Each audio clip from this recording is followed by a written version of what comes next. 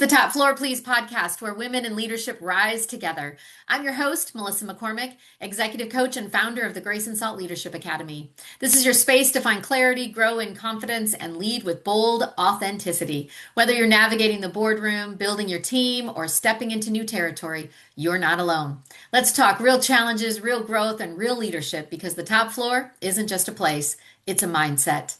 Alrighty then, let's get started.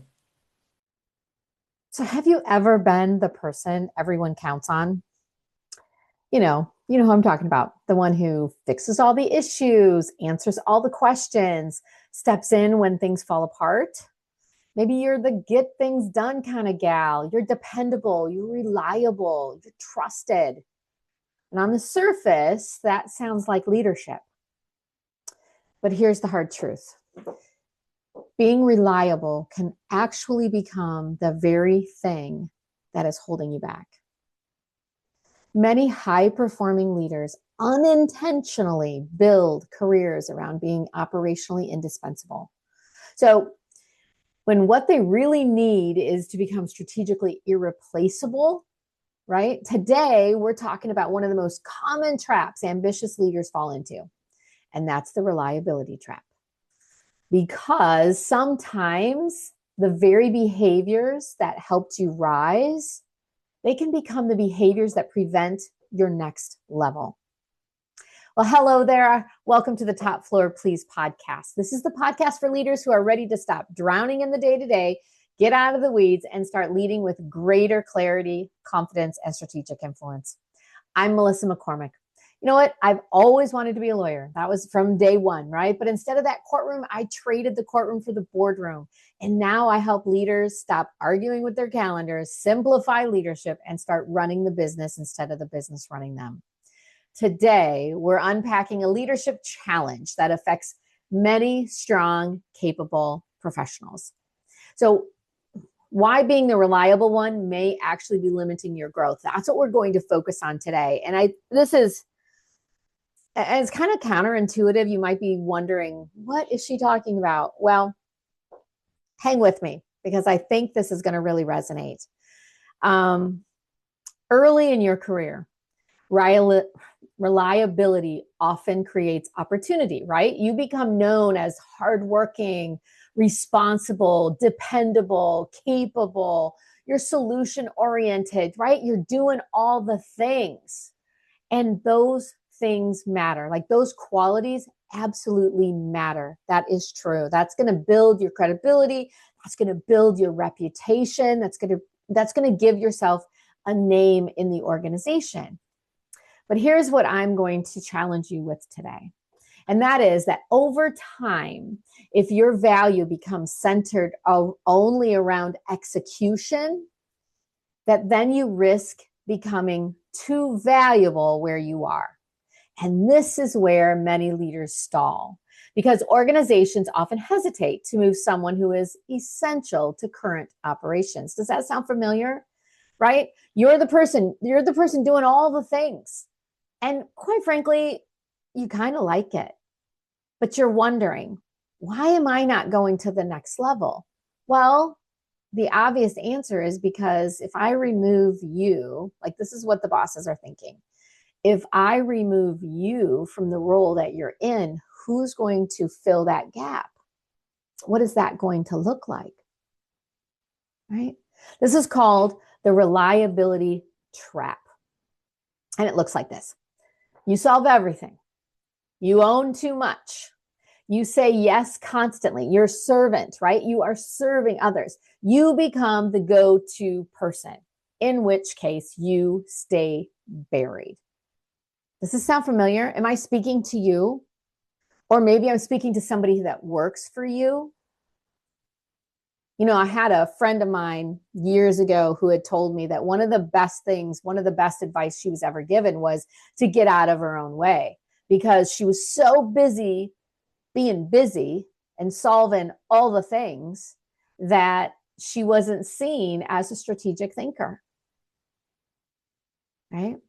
Because when you're doing all of this stuff, it can create this short-term recognition, if you will, but it can signal quietly behind the scenes that you're a tactical thinker, that you're a strong executor, excellent operator, but you might not be a strategic leader, a delegator, an executive thinker, an enterprise-minded leader. You probably are all those things, but because you're so busy being in the weeds, being in the day-to-day, that you can't operate where you should be operating. Now, here's why this happens. This happens because reliable leaders often struggle, and they could struggle for a lot of different reasons. And so some of these might resonate with you. It could be the fear of letting go, right? You could be a control freak like I am, and I'm a recovering one, right? So I'm constantly trying to be sure that I'm not holding on to too much and that I'm allowing my team to do what I hired them to do. And maybe they don't do it in my way, but as long as we get the end result done, maybe their way is better, right? So there could be this fear of letting go. There could be an identity. Many, many times identity becomes tied to being needed, right? We feel good. Like I go to workshops, and I'll give a workshop on the art of saying no, right? And it's all about time management, all about delegation, all about trying to figure out what is it that I should be doing and what is it that other people should be doing. And so we kind of like deep down, maybe we don't admit it very much, but deep down we're thinking, I kind of like this. I kind of like being in charge. I kind of like people coming to me asking for advice. And so if I'm no longer doing that, then who am I? Like, what's my identity, right? So your identity becomes tied to being needed. It's normal. It's absolutely normal.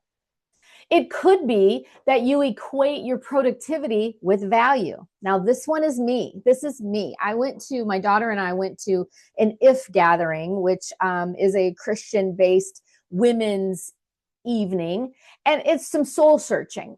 And so the IF gathering, just go ahead and Google it, and you'll see all about it. But it was at a local church of ours here in town, and one of the questions was, what are the lies that you've been told throughout your whole life that kind of define you? And I never really thought about it. I'm like, lies? What are you talking about? Like, I'm not unlovable. Like, I think I'm lovable, right? So there's these big things that I didn't resonate with.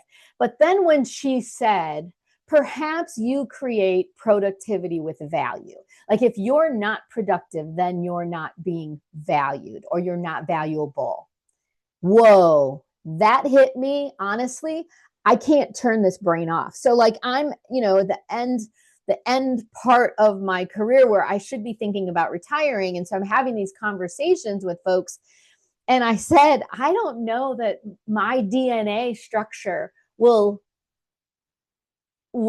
slow down, or what does retirement look like for me, because I value productivity. So my mind is constantly going. So how do I just turn this off? How do I sit down and just be? I can't do that. I can't do that. And my business coach today, so I have a coach. I am a coach and I have a coach. And she's constantly telling me, Melissa, in fact, I'll tell you what she gave me to try to get me to calm down and stop. She sent me this book, which is a sticker. I mean, I know I'm not into stickers, but it's a sticker book based on Psalms. And she said, I just want you to spend some time every day putting your stickers on the pages. It's like paint for numbers, only with stickers. I just want you to do that to close and rest and relax your mind, right? You might be like me, where you equate productivity with value. You might be that maybe you're over functioning. Very similar, right? You're doing all the things. You unintentionally train other people to depend on you too heavily or too much. Are you doing that? Eventually, your reliability creates a limitation for you.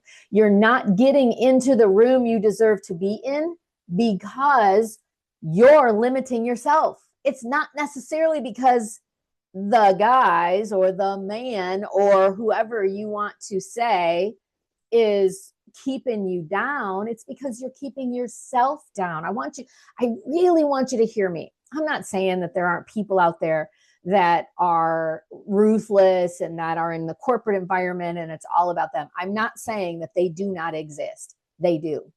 But I want you to look in the mirror right now and I want you to say, you know what? Am I doing all these things?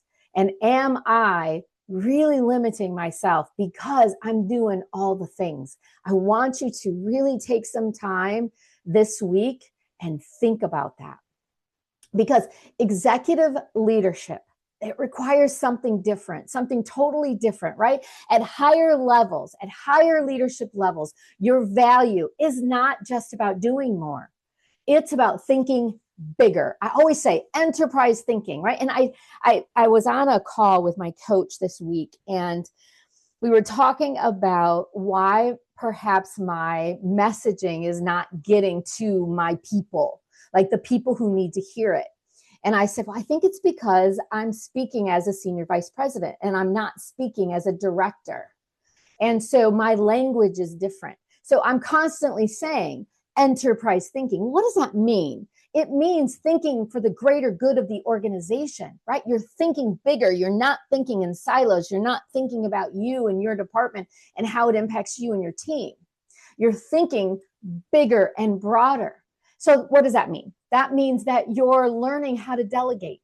That means you're learning how to develop other people so that when the opportunity arises for you to take a promotion, that gap that you are going to, that's going to be there when you leave, it's going to be easily filled because you've developed somebody who can easily take your place. So that is the, no, I'm really on my soapbox.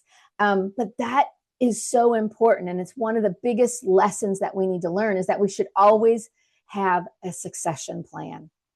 Always have a succession plan. But the executive leaders, they're also protecting their strategic time. They're protecting that strategic time on their calendar. They're not saying they've got it on the calendar and then somebody comes in and says, oh, I need to talk to you. And they're like, oh, yeah, what's up? No, they're not doing that. They're saying, I'm sorry, unless it's an emergency, I'm sorry. Can we schedule it on Monday? I've got something on my calendar right then, right? They're protecting that strategic time, which is hard. They're building systems. They're leading through other people. Because that's where executive growth, it often requires releasing that operational control, releasing that operational control, letting go.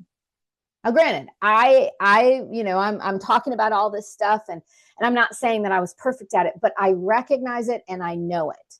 And so when I would fall out of practice, when I was a senior vice president, when I would fall out of practice, I'd catch myself because I knew. I'd catch myself go, nope, not going to do that. We are not going back there. I'm going to develop my team so that when I leave corporate America, I know they're good. Like I know they've got people in place that are the company and everything is going to operate just as if I were there. So there's this thing called personal authority. Okay.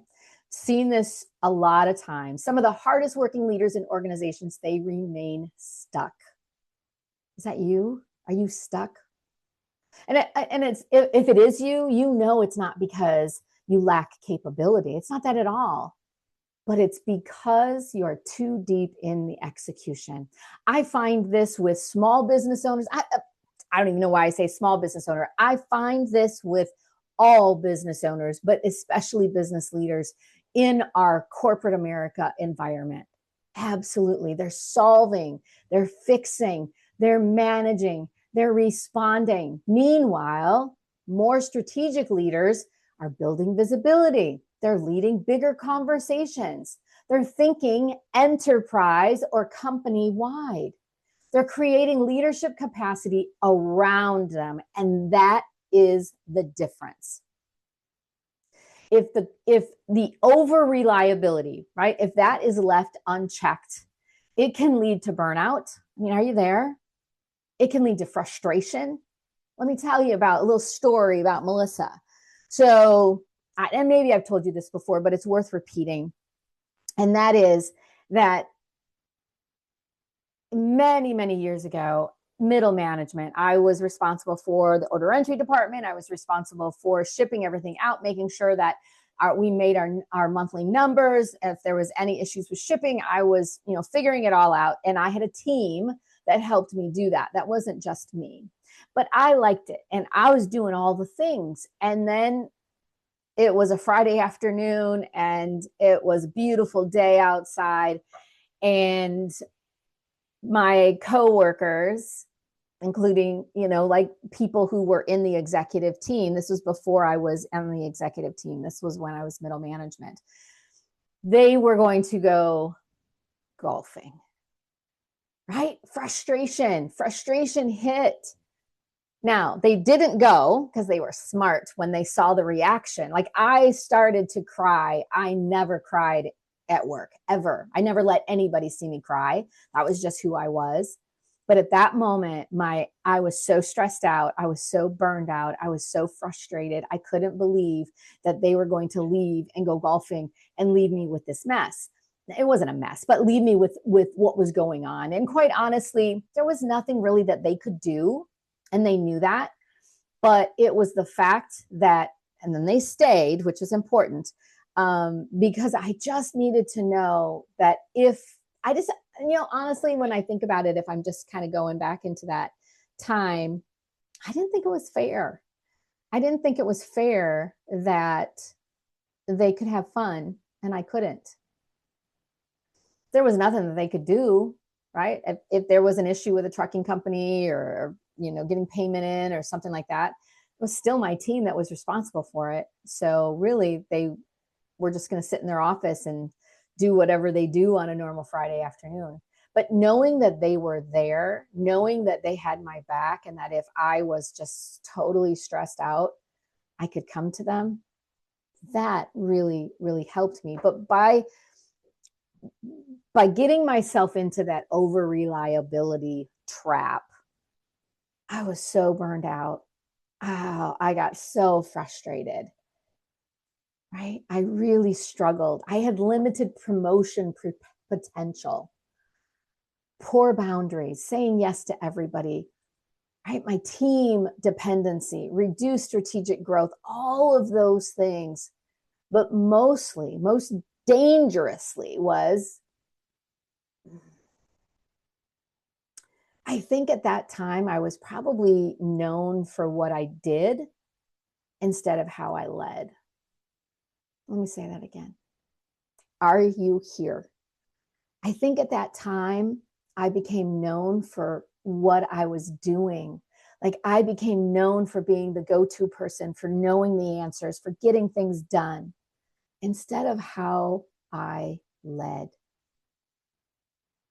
So I want to give you some practical tips, okay? So I want to talk to you about how to shift this, because this is super important. One is, I want you to audit your calendar. I want you to take a look at your calendar. Where are you overcommitting yourself? I want you to delegate intentionally. Not everything belongs on your desk. I used to say delegate early and often, right? And then, most importantly, I want you to specifically develop other people. Like, have a plan, intentionally know, this is my person, this is where they are, this is where they should be. How am I going to go from here to there? And what does that look like? And you're going to have that conversation with them. You're going to communicate that with them. You're going to have a plan. You're going to get them where they need to be. And you're going to invest in them. Leadership scales through people. So leadership, developing leaders at all levels, from entry level up on throughout the organization, right? I want you to shift from being a problem solver to a strategist. I want you to ask bigger questions. I want you to think about the bigger picture versus being in the moment or in your silo. And then redefine your value, because your worth is not tied to being needed. So what is your value? Just to give you a little bit of examples here on reliable versus strategic, just so to be sure that this makes sense to you. Reliable, when you're operating in the reliable realm, that's, I can handle it. No problem. I got this. Thank you. Yep, I got it. No worries. Strategic is, how do we build this so it is no longer depends solely on me? What systems and processes do I need to put in place so that it no longer depends on anyone, but especially solely on you? Okay, that's the difference. That's the shift between a reliable realm and the strategic realm. When you're operating in the reliable realm, then it's, oh, I can handle it. I got this. You notice, I. When you're in the strategic realm, it's, what systems or processes do we need to put in place so that it isn't dependent on me? So I can move and so I can go golfing on Friday afternoons if that's what I want to do, right? All right, so there's 3 key takeaways as we kind of wrap up here for this episode. The first one is that reliability can build your career. Absolutely, right? You want to have a reputation of being reliable, dependable, problem solver, etc. But over reliance can stall it. So execution alone is not enough. You need to be seen as a leader, as a thought leader, bigger and broader. The second key takeaway is that leadership growth requires delegation and strategic thinking. Now, I have a whole course. I have a mini course on delegation. So go to my website, graceandsaltleadership.com, if you're interested in knowing all about delegation, delegating the right way, because I think delegation gets a really kind of a bad rap. And then I walk you through the phases of how to do it properly. But if that's something that you struggle with, go there. It's an easy course to take. And then also strategic thinking, right? Your next level often requires you to let go of your this level. Does that make sense, right? You got that, right? You need to let go of things, and you do that through delegation. It doesn't mean when you let go that you just drop the ball. It doesn't mean that when you let go, that work doesn't have to get done. Like, somebody has to do it. So either you're automating with a team, you're figuring out how to automate it, or you're delegating it to a person and you're stretching them so that then they can rise up as well. And the third key takeaway is stop building your identity around being indispensable. Build your leadership around scalability, not that you, oh my gosh, I'm the be all end all. You don't want to be indispensable. In fact, one of the presidents of Taylor, early on in my career, he said to me point blank, I was in his office, and I don't know if I was cocky, I don't know what it was, but he looked at me and he goes, Melissa, nobody is indispensable, not even you. Whoa, okay, got it, sir, totally got it. Never forgot it. That was probably 20 years ago when he told me that. It was probably the best thing that I needed to hear at the time. So before we wrap up, I want you to take one idea from today's episode, and I want you to ask yourself this question.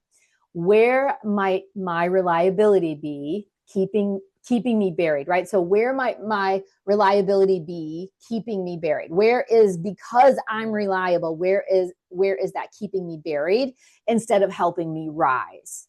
Okay? That insight is super helpful. Leadership only changes when behavior changes. And your next level may not require proving how much you can do, but it might require delegating more, thinking bigger, leading differently, creating space for strategic growth, right? So I work with leaders who are buried in the day-to-day. I help them simplify things, get out of the weeds, start running that business instead of the business running them. Now, if that sounds like you, if that sounds like where you are, you can learn more about working with me at graceandsaltleadership.com in the Executive Readiness Accelerator Program. I'm super pumped to launch this whole program. But this is what I've been doing for the last 4 or 5 years as executive coaching. And I'm calling it the Executive Readiness Accelerator Program because that's what this is. I'm giving you insight into how to be an executive and what that looks like. Even if you're at the executive level, I can help you feel comfortable in that boardroom. So, okay, so that's that. If this episode was helpful at all, I want you to share it with another leader. I want you to share it with somebody who might need that reminder. And also, I want you to follow or subscribe to our YouTube channel or Spotify, depending on where you're watching this, so that you don't miss the next episode when it drops. All right, everyone. Thank you so much for joining me here today. Until next time, let's keep leading forward. Thanks so much for hanging out on the top floor. If today's episode gave you something to think about or a little boost, share it with your friends to keep the momentum going. And hey, if you're ready to rise, find your voice, and lead with clarity and confidence, we'd love to connect with you. Reach out at graceandsaltleadership.com to learn how Grace and Salt can support your growth. Remember, you don't have to lead like everyone else, just lead like you. All right, I'll see you next time on the top floor.